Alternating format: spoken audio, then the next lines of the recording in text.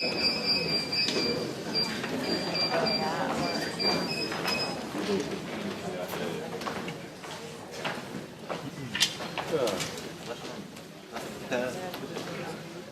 morning, ladies.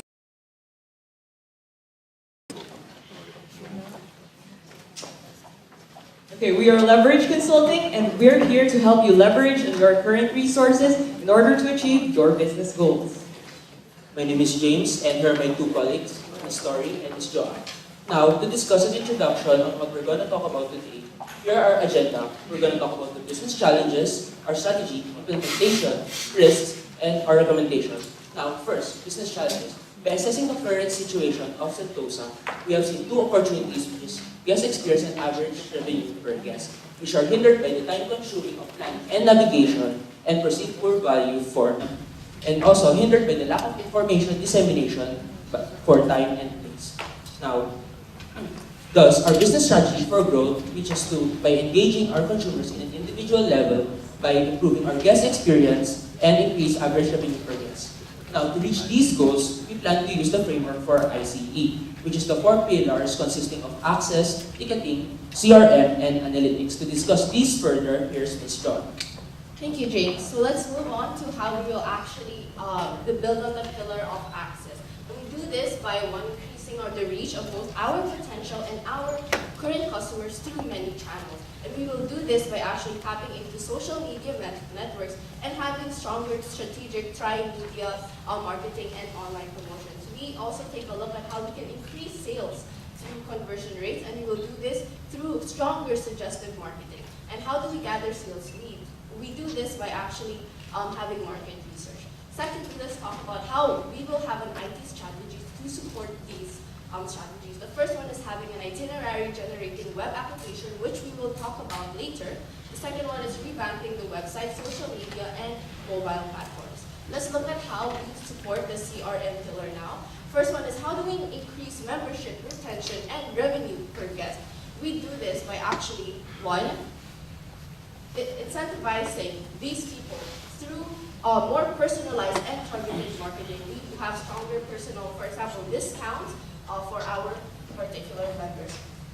Fourthly, how do we reduce the cost of membership, of acquiring new membership?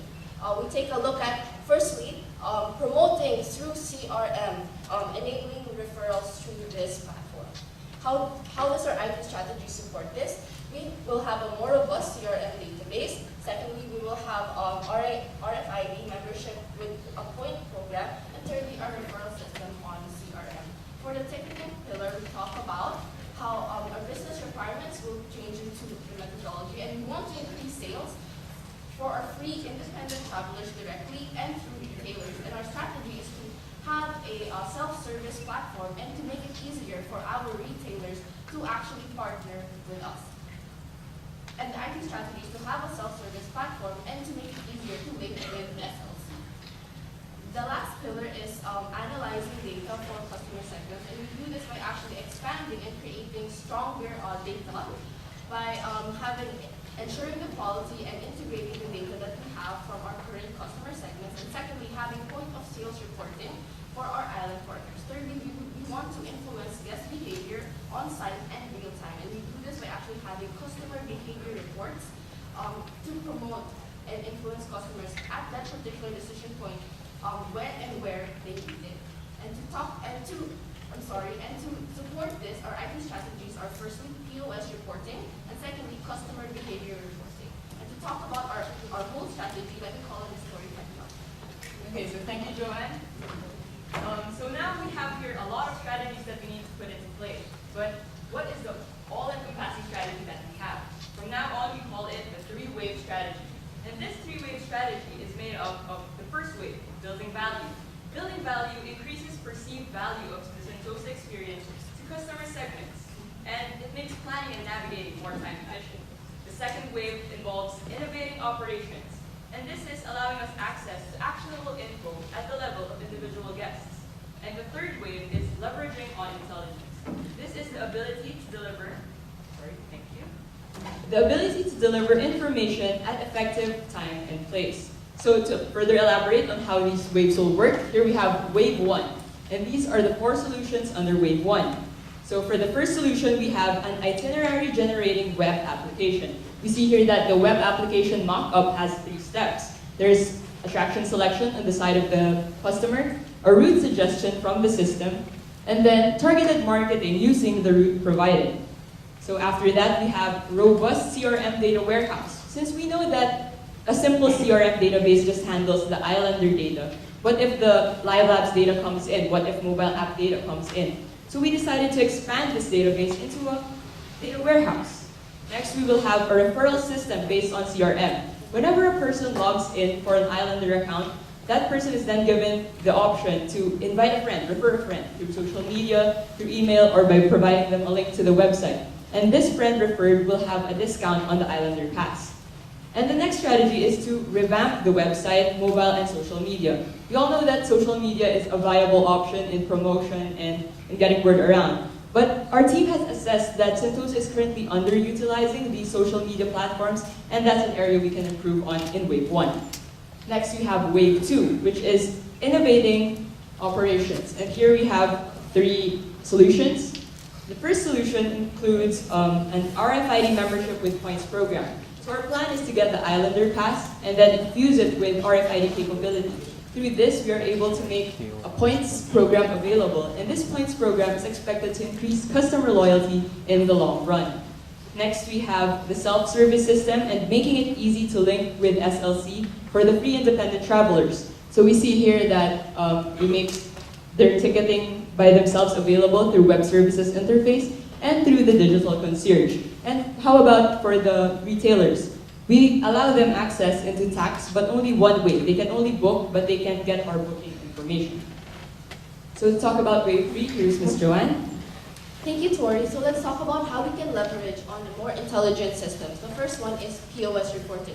What exactly is POS reporting? We have to take POS data from our island partners so that we can give them more benefits. Benefits in the form of reports, store performance, inventory tracking, and so on and so forth. We get this data from them on a weekly basis, and we ensure the quality of the data by having an application in between our database and between their POS data. And this application changes the variety of ways that they store their data and standardizes it so that we can utilize it for our particular database. And thus this benefits both our island partners and Sentosa as well. Secondly, we look at customer behavior reporting, which is the Live Labs platform. And we use this every time our users actually downloads My Sentosa Plus. They are able to access the benefits on My Sentosa Plus, which comes in the form of not only information and, like we said before, itinerary development, but it also gives them offers and discounts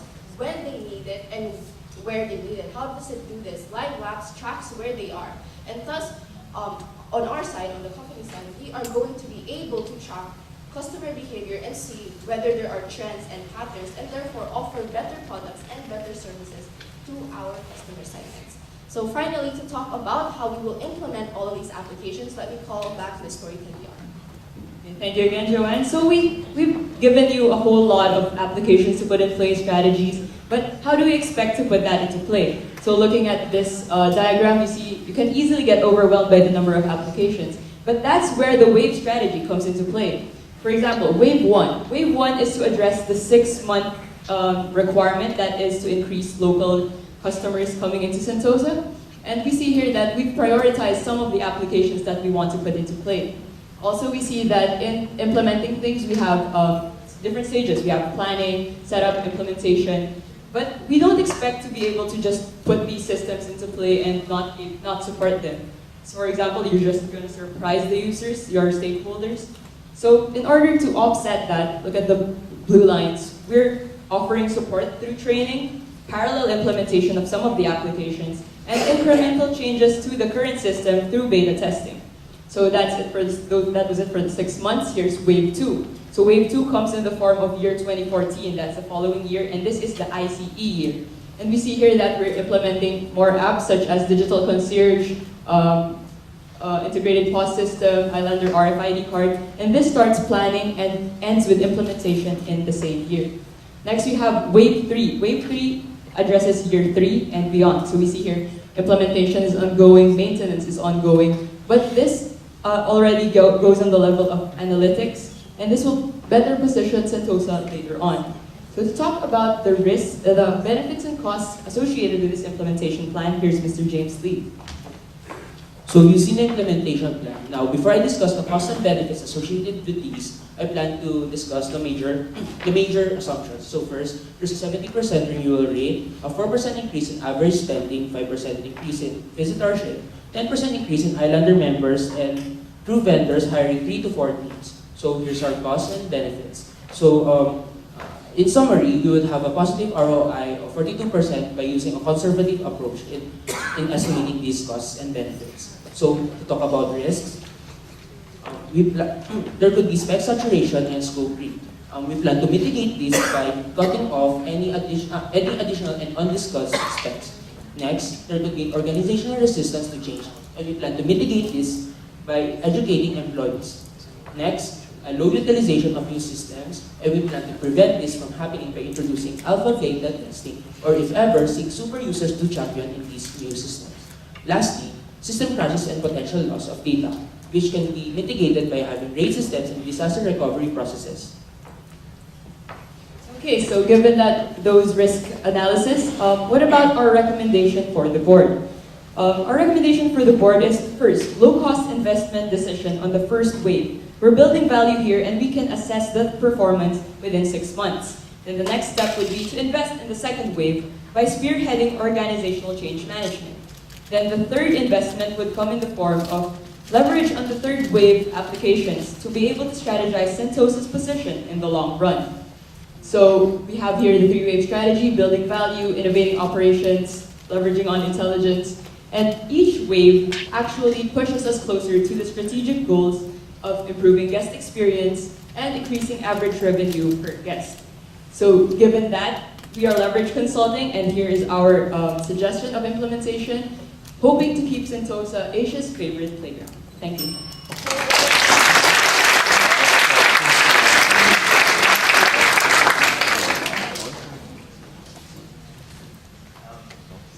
As you mentioned in your presentation, that there's a lot of things going on at the same time, and it can get overwhelming. Are there any items or projects specifically that are kind of blockers or more important that have to get done? Otherwise, you're actually just doesn't work. Can we go back to the implementation plan? Okay, so thank you for your question. We've taken that into account and that we need to prioritize some things. We have here, for example, we can't start with the ICE planning without the vendors. So from the first wave, other than just addressing the local issue, we have here ICE preliminaries in which we already clear out the specs, release the RFPs, and select the vendors. So by that time we get the vendors, we can start with the wave 2 planning for the ICE system. We also have prioritizing of the island-wide Wi-Fi hotspot because the being island-wide will make live labs more effective for us when it comes to the next few waves. Does that answer your question? I just add to this question because you come up with a long list of solutions. So just take this wave 1, building value, and I just also first thought that your kind of helps and double the island program. How does this tie into that to double the? How you would achieve that?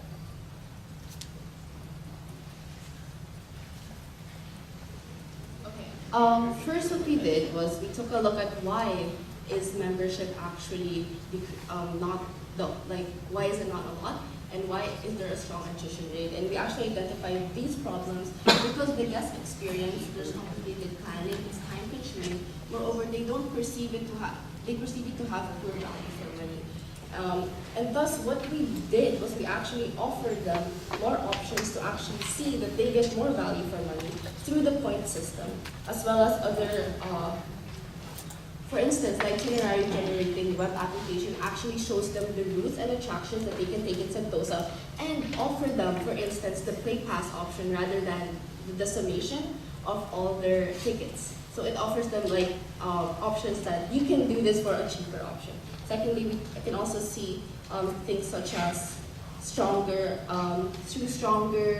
promotions, and more targeted marketing, we make Sentosa more relevant to each customer segment. For instance, a student versus a family versus a corporation versus a child. And through customer behavior reporting, we can also make that more relevant for them.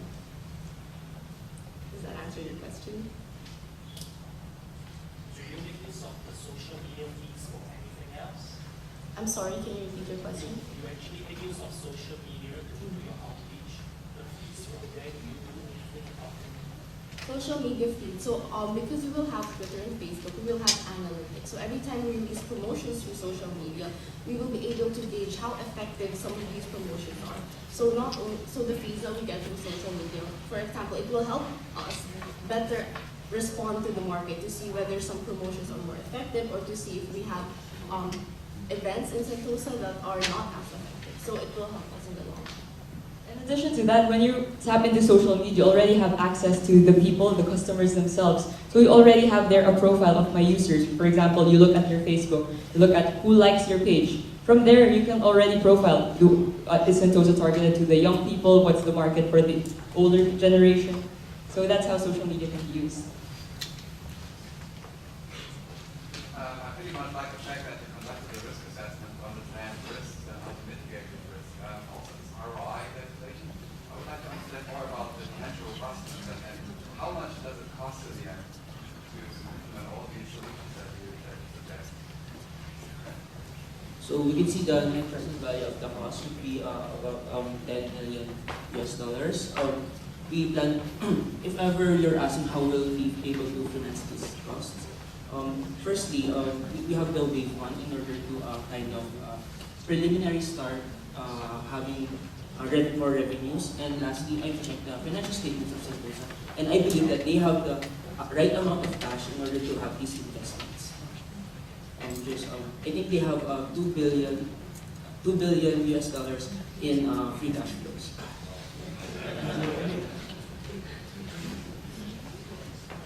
The assumption is that there's inclusion in-house on the platform. Are they doing all the development in-house?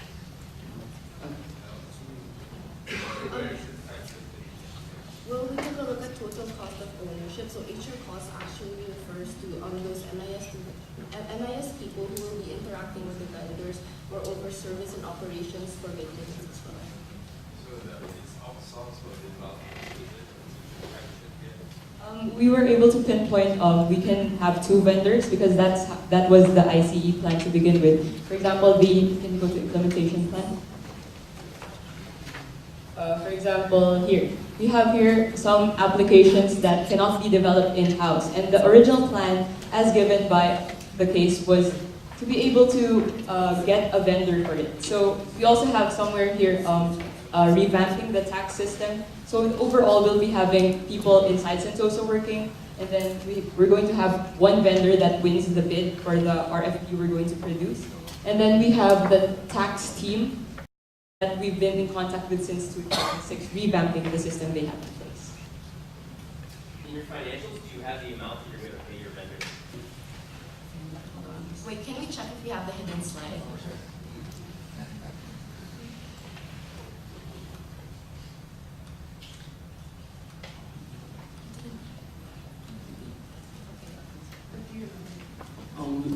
I'm sorry, the slide isn't here, but I remember that we put into consideration maintenance costs, training costs, that the 2 vendors that we will be hiring. So we have 2 vendors. So vendor 1 will have 3 teams, each composing 10 members and a team leader, and then 1 vendor for and then 1 group for the second vendor. For the second vendor, we would stop hiring this with 3 approaches. Or are you asking how much are we paying? I guess what I'm asking is, does your calculation here include those costs? Yes.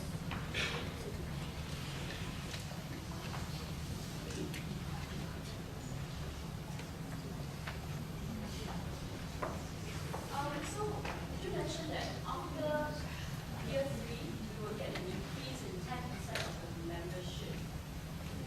Correct? Because our objective is to increase for 10% is Well, the 10% increase increases each year, but I plan to use a conservative approach such that for the finances only, so that we can have allowances for any allowances in case there are risks. The double. Okay, so the double goal actually is for the first 6 months. And as you can see, the way we planned it out, the first 6 months will have aggressive promotions, aggressive social media interaction. So we're hoping that, for example, the first 6 months will have a great increase, so that's your 50%. And that the 10% that we stated will be for the next few years. It's either we maintain it because we can't just go aggressive all the way to year 5. So the 10% is for when it levels off. Thank you. Thank you very much, Beverage Consulting.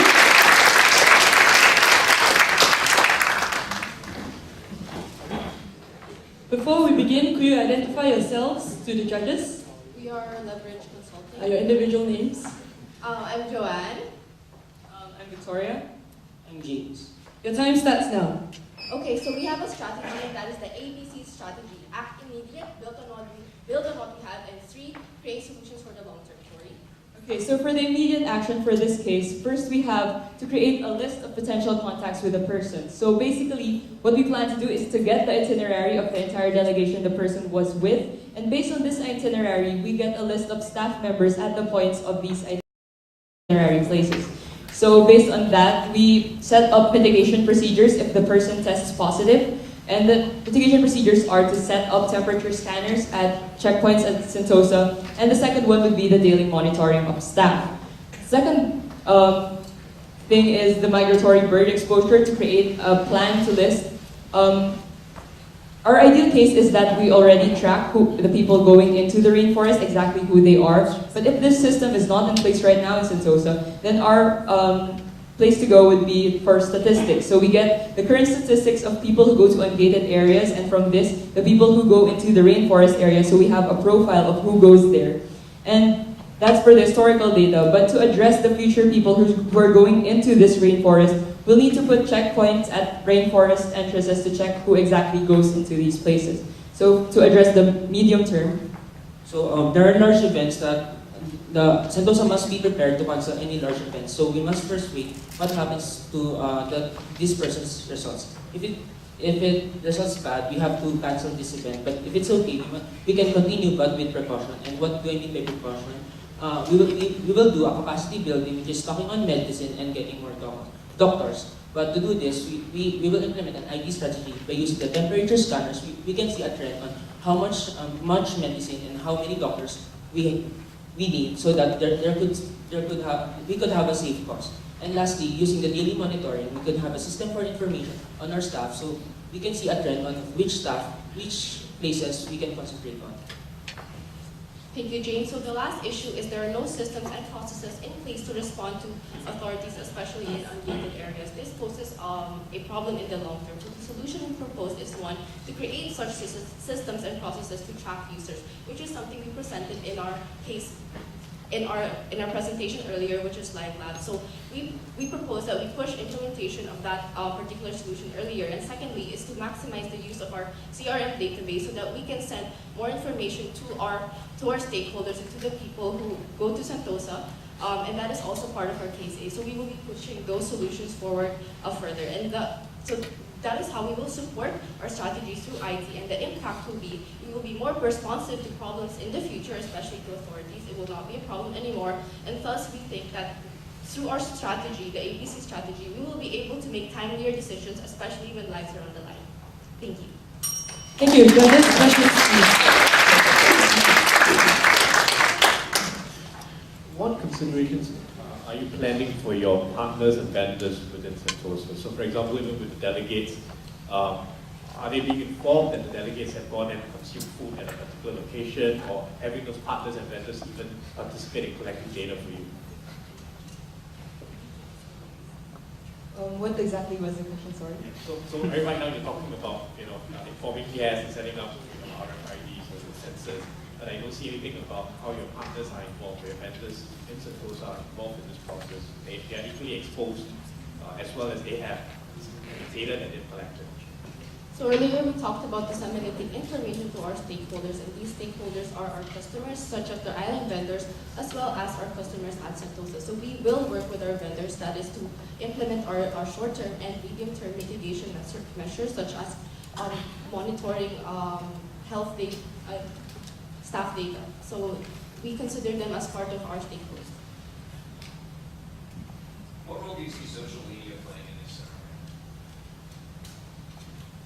scenario? The role of social media, for example, if this is on the immediate level, then we can, social media is actually a way for the news to go around. So for example, if something, a case comes up that there's the virus strain is already positive inside the country, then if we use Facebook channels, Twitter channels, if suddenly this trends, then we have people more aware of it. So we have people actually taking more precautions and by themselves helping Sentosa keep the place like virus-free. To add to that question, it is also because of the viral nature of social media that things can go out of hand as well. So we also want our team to be ready and prepared in case things happen at Sentosa, and we want them to be more responsive to the customers who are reacting negatively on social media. So it's also tracking on that side. And all this crisis can be used as an opportunity. All this crisis can be used as an opportunity. Actually, this crisis is an opportunity for Sentosa to show that we can address these problems really fast and in an efficient way. And it's also a way of, for example, what James had said earlier about capacity building, because this is like the first time Sentosa is facing something like this, I believe. And if, okay, so if we use capacity building, then this crisis is a way for us to build on our resources already. So if something like this happens again, then we're more ready for it.